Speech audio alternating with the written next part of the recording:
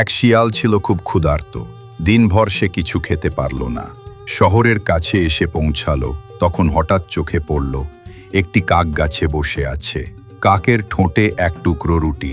শিয়ালও মুখে পানি আসলো।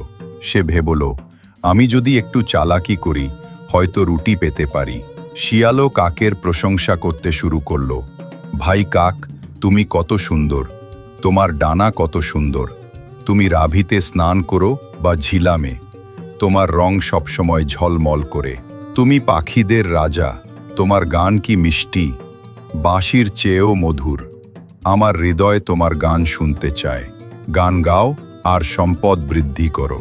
কাক এত প্রশংসা শুনে গর্বিত হয়ে উঠল। সে আনন্দে ঠোঁট খুলল গান গাওয়ার জন্য। ঠিক সেই মুহূর্তে শিয়ালও চোখের ফাঁক দিয়ে রুটিটা ছিনিয়ে নিল। শিয়ালও খুব আগ্রহে রুটি খেতে শুরু করল।